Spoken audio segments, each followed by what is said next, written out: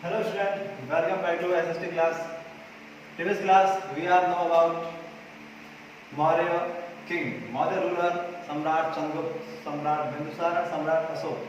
In this class we are studying about Maurya administration because all our world famous administration in this ancient time period, Samrat Ashok and Chandragupta Maurya established a large kingdom in India that is called Greater India and mostly different types of education system. That's why mostly foreigner writers said that this is a special golden era about this Indian dynasty because mostly the previous Mauryan king, no one king complete this all Indian territory, but in Maurya administration, Chanakya and Chandragupta started a journey of Greater India. Then Samrat Ashok, this final directions of this king that this complete administration system and manage a well India in this good manner and well disciplined. So that in this video we are studying about Ashok Dham, central administration, provisional administration, city administration, military system, judicial system and Mauryan society because this major feature about complete the Maurya administration. So that let's start Ashok Dham. In this Ashok Dham means basically हम first class में पढ़ा था धर्म और धम. Both are similar because dham in this Prakrit language or maybe Kharosthi language written in this dharm because ra synonym change in ma. So that this is all our Indian culture में कहा जाता है जो धर्म है वही Ashok dynasty में अशोक धम कहा गया है. तो स्टार्ट करते हैं अशोक धम. The ideal that Ashok renders for moral advancement of human being were called dham. यानी कि ऐसी वैल्यूज अशोक सम्राट ने बनाई थी जिसको अगर एज ए ह्यूमन बीइंग कोई भी वो सर्वाइव करता है तो वो उसके लिए क्या था अशोक धम, जिसे राज धर्म भी कहा जाता था. तो अशोक धम था तो परस्यूट ऑफ सिन, बुराई से दूर रहना, वर्ल्डली लव, पूरे विश्व से प्यार करना, काइंडनेस, चैरिटी, दयालुता दिखाना, दान देना, ट्रुथ, सच, संत नेचर, आपके अंदर मन में किसी प्रकार की दुर्भावना ना होना, डूइंग वेलफेयर वर्क, समाज सेवाएं ज्यादा करना, बीइंग सिनलेस, आपके अंदर किसी भी प्रकार की बैड हैबिट ना होना, ब्रिंग सॉफ्टनेस, आपके स्वभाव में मृदुता होना, इन द फैमिली, आपके पूरे परिवार के प्रति, कीपिंग कंपेसेशन एंड गिविंग चैरिटी, और आपके अंदर अच्छी उदारता के साथ साथ किसी भी व्यक्ति को डोनेट करने की इच्छा शक्ति होना, ओबेइंग पेरेंट्स, सीनियर सिटीजन और अपने पेरेंट्स का क्या करना, रेस्पेक्ट करना, क्योंकि अशोक हमने यही बताया था कि आप जितना सोशल सर्विस, जितनी गुड मैनर्स रखेंगे वही आपके लिए क्या धर्म है. इसमें कोई स्पेशल किसी गॉड की या किसी भी स्पेशल स्टेचू की प्रेयर करने के लिए नहीं कहा गया है.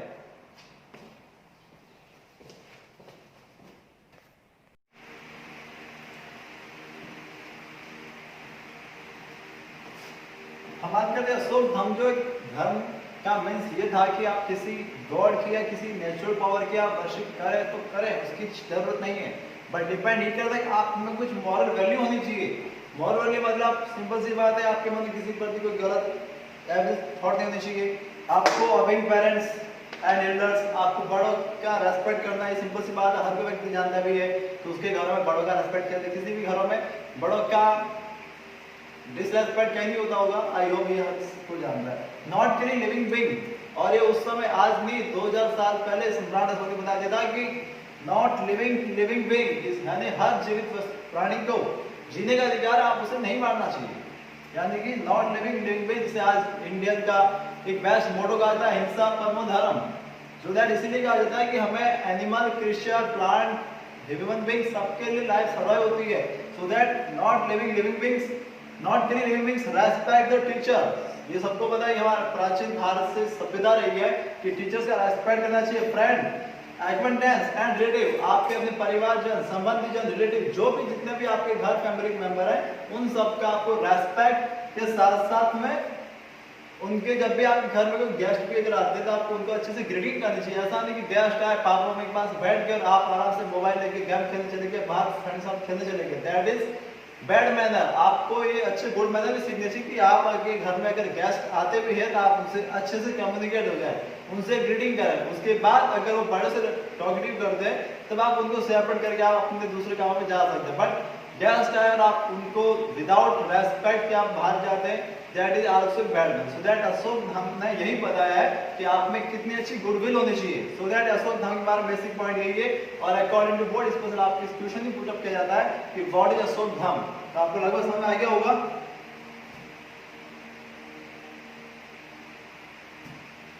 नेक्स्ट स्टार्ट करते हैं सेंट्रल एडमिनिस्ट्रेशन, जो कि हमारे लिए मेन पॉइंट आता है सम्राट अशोक एडमिनिस्ट्रेशन में या मौर्य एडमिनिस्ट्रेशन में। सेंट्रल एडमिनिस्ट्रेशन क्या कहता है? Kautilya design eight 7 part. Kautilya कौन था? सब लोगों को विदित होगा। कौटिल्य चंद्रगुप्त मौर्य की आर्मी का और उनकी एडवाइजर का सबसे एक्सपर्ट पॉलिटिशियन था, जिसने सम्राट चंद्रगुप्त के लिए ऐसा फिनोमिना, ऐसा कैलकुलेशन बनाया था कि आपको किस टाइम क्या क्या करना है। तो उन्होंने ये प्लानिंग की थी कि पॉलिटिकल सेटअप किया था कि राजा के पास क्या 7 पार्ट किए थे। राजा, किंग, अमात्य, मंत्री, जनपद जो छोटे छोटे गांव से बड़े जनपद बनते थे, फोर्ट्रेस मतलब महल, ट्रेजरी खजाना होता है, आर्मी, मिलिट्री, फ्रेंड। अब इससे सबसे इंपॉर्टेंट आता है सारी चीज 7 पार्ट है, जो किसी भी किंगडम के लिए क्या होता है? कंपल्सरी होता है। बट इसमें फ्रेंड भी साथ देगा। क्यों? क्योंकि without a best and powerful friend you life cannot survive as a good manner. क्योंकि आप अगर प्रॉब्लम में हैं और आपके फ्रेंड आपके नहीं है तो आप उस प्रॉब्लम से बाहर फेस नहीं आ सकते। इसलिए उन्होंने फ्रेंड को भी ऐड किया है अपने 7 पार्ट में। Next 18 part shrine, Mahapatra, minister, priest, commander and prince. यानी 18 अलग अलग डिपार्टमेंट है जिनके अलग अलग मुख्य थे। मिनिस्टर, प्रिंस है, प्रिस्ट है, ये सब अलग अलग डेवलप डिपार्टमेंट थे उनके पास में, जो अपने आप को एडमिनिस्ट्रेशन में सेटअप करने का काम करते थे। फिर समाहर्ता, एक कीवर्ड आता है। समाहर्ता मींस होता है रेवेन्यू ऑफिसर, जो आज के टाइम में हमारे रेवेन्यू बोर्ड होती है उनका ऑफिसर होता है। उसे एंशिएंट टाइम में क्या कहा जाता था? समाहर्ता, जो विलेजेस से टैक्सेस कलेक्ट करने का काम भी करता था। और फिर आता है संविधाता। संविधाता means treasurer officer. Treasurer officer मतलब जो कि बैंक, आज के बैंक मान सकते हैं, आरबीआई का बैंकर होता है आरबीआई, जो उस समय क्या कहलाता था? संविधाता, और वो ट्रेजरर ऑफिसर कहलाता था। नेक्स्ट पॉइंट देखें 26 हेड ऑफ डिपार्टमेंट। और वहां पे जैसे आज गवर्नमेंट अलग अलग डिपार्टमेंट इशू करती है, फाइनेंस डिपार्टमेंट, डिफेंस डिपार्टमेंट, उस समय टोटल 26 हेड डिपार्टमेंट थे। फर्स्ट कोषाध्यक्ष, जो ट्रेजरी का एक डिपार्टमेंट था। सीताध्यक्ष, जो कि किचन के संबंधित जो भी एग्रीकल्चर लैंड वगैरह होती है उनके लिए डिपार्टमेंट था। पण्याध्यक्ष, जो भी मनी के करेंसी के अकॉर्डिंग था। मुद्रा भी करेंसी के अकॉर्डिंग था। पण्या मतलब कि दूसरी करेंसी भी आती थी और मुद्रा में भी करेंसी आती थी। पौधवाध्यक्ष मतलब जितनी भी बॉर्डर आर्मी होती थी वो पौधवाध्यक्ष होती थी। आर्टिक मतलब जंगल होते थे उनके भी अलग अलग ऑफिसर होते हैं। जैसे आज हमारे पास फॉरेस्ट डिपार्टमेंट होता है, तो उसमें जो फॉरेस्ट डिपार्टमेंट था उसके डिपार्टमेंट कौन संभालते थे? आर्टिक। इस प्रकार के 26 मेजर डिपार्टमेंट थे, जिसके कारण पूरा सिटी था वो इजीली हैंडल हो जाता था और वहां पे मैनेजमेंट करने में कोई प्रॉब्लम नहीं आती थी। फिर बात करें युक्त, ये एक लो लेवल एम्प्लॉय था जिसके अंडर में पूरा विलेजेस जो था वो उनके अंडर में कंट्रोल रहता था। उसके अंदर उपायुक्त होता था, जो धीरे धीरे मैनेजमेंट को आगे उनको सपोर्ट करने में काम आता था। ये पूरा आपके आता है सेंट्रल एडमिनिस्ट्रेशन। फिर उसके बाद करें प्रोविजनल एडमिनिस्ट्रेशन की। तो प्रोविजनल मतलब कि अगर पूरा फॉर एग्जांपल आज हमारे इंडिया, हमारे पास 28 स्टेट है, तो लाइक उस समय पूरे स्टेट को अगर मैनेजमेंट करना है तो उन्होंने इंडिया को क्या किया था? 5 प्रोविजन में क्या किया था? डिस्ट्रीब्यूट किया था। 5 कौन से थे? तक्षशिला, आज के पाकिस्तान के अकॉर्डिंग तक्षशिला थी। उज्जैन मध्य प्रदेश में हो जाता था। तौसली जो साउथ में थी, और पाटलिपुत्र ईस्ट में थी, और सुमतगिरी ये साउथ ईस्ट में थी, यानी कि उड़ीसा और उस साइड का पार्ट था। ये लगभग 5 पार्ट थे, तो लगभग पूरे इंडिया को क्या करते थे? कंट्रोल करते थे। और वहां पे उनके पूरे बड़े बड़े अधिकारी बैठते थे, जो छोटे छोटे जगह पर डिपार्टमेंट करके उनको कवर करने का काम करते थे। यानी पूरा इंडिया इस प्रकार से मैनेज किया जाता था कि उस समय भी कैसे इंडिया को लीड कर सकते, क्योंकि उस समय हमारा आज बड़े टेक्निकल मशीन सब कुछ है, पर उस समय ना तो टेक्नोलॉजी थी ना मशीन थी। फिर भी उन्होंने इस प्रकार से उस एडमिनिस्ट्रेशन को डिवाइड एंड डिस्ट्रीब्यूट कर रखा था, किसी प्रकार की कोई भी डिस्प्यूट वहां पर देखने को नहीं मिलते थे। फिर each being administration by provisional governor, और सभी प्रोविजनल पे क्या थे? वहां पर एक गवर्नर थे। जैसे आज शनिवार अपना गवर्नर होता है, तो उस समय जितने प्रोविजनल स्टेट थे वहां पर सेंट्रल के द्वारा नियुक्त किए कौन थे? गवर्नर थे। स्थानिक एंड गोप to district and village officer. स्थानिक और गोप थे, जो आज विलेज में जैसे गांव में होता है सरपंच लाइक, उसे हम गोप कह सकते हैं। और जो नगर पंचायत समिति का प्रमुख होता है उसे हम एज ए स्थानिक कह सकते हैं। जो कि उस समय भी ये सिस्टम चला आ रहा था, जो आज भी हमारे मॉडर्न इंडिया में देखने को मिलता है। फिर लास्ट पॉइंट है प्रादेशिक थी अंडर द समाहर्ता, और जो प्रादेशिक होता था वो अंडर समाहर्ता के अंडर में काम करते थे, टैक्स कलेक्शन में उनकी हेल्प कर रहा है, जिसे हम आज का पटवारी भी मान सकते हैं। ये प्रोविजनल एडमिनिस्ट्रेशन आता है। उसके आगे लास्ट पॉइंट सिटी एडमिनिस्ट्रेशन है। सिटी मतलब कि छोटे छोटे गांवों का डिस्ट्रीब्यूट करें, जैसे कि अगर हम राजस्थान में है तो जयपुर का अलग पार्ट करें तो उसके लिए क्या बनेगा, सिटी एडमिनिस्ट्रेशन। उसका भी एक पॉइंट है जिसमें अकॉर्डिंग टू मैगस्लीज, मैगस्लीज एक फॉरेनर एनवॉय था जो इंडिया में था, जिसे सेल्यूकस निकेटर ने इंडिया में सेंड किया ताकि वो वहां से इंडिया की नॉलेज को ज्ञान कर सके। तो उन्होंने बोला सिटी एडमिनिस्ट्रेशन 30 मेंबर प्रेजेंट, यानी उन्होंने क्या कहा था कि उसके सिटी मैनेजमेंट कितने लोग संभालते थे, 30 मेंबर संभालते थे। 30 मेंबर की उन्होंने क्या बना रखी थी, 5 कमेटी बना रखी थी। ये उस समय की बेस्ट टीम थी जो कि पूरे सिटी को मैनेज करने का काम करती है। आज आप कई बार सिटी में आप कहीं सर्वे जाते हैं, वहां पर प्रॉब्लम ज्यादा मिलती है क्योंकि वहां पे ऐसी टीम नहीं है, जबकि वो आज से 2000 ईयर बिफोर अगर सम्राट अशोक की मैनेजमेंट देखें तो उन्होंने ऐसी कमेटियां बना रखी थी जो कि पूरी मॉनिटरिंग करने का काम करती थी। उस मॉनिटरिंग के अंडर में एक कमेटी के अंडर में वापस 5 मेंबर होते थे, यानी 30 मेंबर हो गए, 5 कमेटी 6 कमेटी बनी, 6 5 जा 30, यानी एवरी कमेटी में वापस 5 मेंबर, 5 मेंबर के अंडर में वापस स्थानीय को जो हम प्रीवियस पॉइंट में देख चुके हैं। तो स्थानीय को वहां के लिए मैनेजमेंट करने में क्या करते थे, हेल्प करते थे। फर्स्ट कमेटी आती है इंस्पेक्टिंग इंडस्ट्रियल आर्टिफैक्ट, मतलब जितने भी उद्योग धंधे हैं, इंडस्ट्रियल पार्ट है, उनकी मॉनिटरिंग फर्स्ट कमेटी करती थी। Second committee overseeing of foreigner, यानी उस कंट्री में कितने फॉरेनर इंडिया में ट्रैवल करने के लिए आ रहे हैं उनका डाटा करने का काम कौन करती है, सेकंड कमेटी। जैसे आज हमारे इंडिया में बहुत सारा आता है, फॉरेन डिपार्टमेंट बना हुआ है, तो लाइक सेकंड कमेटी फॉरेनर की मॉनिटरिंग करती थी। Third committee record death and birth, जैसे आज हर डिपार्टमेंट में रिकॉर्ड रखा जाता है कितने डेथ कितने बर्थ हुए, हॉस्पिटल रिकॉर्ड रखते हैं, तो ये भी थर्ड कमेटी उसमें डिजाइन कर देती कि कितने लोगों की डेथ हुई, कितने लोगों का न्यू बर्थ हुआ है। फिर फोर्थ कमेटी आती है सी ट्रेड एंड कॉमर्स, यानी मार्केट में व्यापार किस प्रकार से चल रहा है, स्लो नहीं है, फास्ट तो नहीं है, या महंगाई इन्फ्लेशन तो ज्यादा नहीं बढ़ रहा है, तो उसकी मॉनिटरिंग फोर्थ कमेटी करती थी। Fifth committee inspecting the sale of secondary item, और फिफ्थ कमेटी थी जो पब्लिक के लिए जो जनरल सामान जो इश्यू है वो उनके अवेलेबल हो पा रहे नहीं हो पा रहे, जो कि सेल ऑफ सेकेंडरी आइटम जो कि जरूरत पड़ने पर उनके अवेलेबल इजीली हो पा रहे नहीं हो पा रहे, या किसी कारण किसी व्यापारी ने चीटिंग करे अपने आप को एक्स्ट्रा एक्सपोज नहीं कर रहा है, उसी की वहां पर मॉनिटरिंग होती थी। और लास्ट सिक्स कमेटी थी जो कलेक्ट सेल टैक्स, और सभी से क्या करती थी, सेल टैक्स करने का इशू करती थी ताकि गवर्नमेंट के अंदर रेवेन्यू या ट्रेजर है वो ज्यादा से ज्यादा फिल हो सके, क्योंकि विदाउट टैक्स गवर्नमेंट सेंटर का ट्रेजर फिल नहीं हो सकता था, इसलिए कलेक्ट सेल टैक्स करने का उसमें वहां पर एक ऑप्शन था। यानी कि आज का जो मॉडर्न इंडिया है उसको अगर आज से 2000 बिफोर भी सर्वाइव करे तो एंशिएंट टाइम में हमसे ज्यादा बेस्ट डेवलपमेंट होता था मैनेजमेंट के अकॉर्डिंग, कि आप समझ सकते हैं कितना वेल एडमिनिस्ट्रेशन है जिसको हम अलग अलग पार्ट में डिवाइड करके पढ़ रहे हैं, तो वो भी हमें एडमिनिस्ट्रेशन के अकॉर्डिंग उसको क्या बनाता है, बेस्ट बना रहा है। ये था हमारा सिटी एडमिनिस्ट्रेशन। उसके आगे पॉइंट देखें मिलिट्री। अब हमारे इंडिया में भी मिलिट्री डिपार्टमेंट है जिसमें जल थल वायु 3 प्रकार की सेना है, तो उसमें भी हमारे पास मिलिट्री थी, तो उसमें हमारे 6 टीम थी।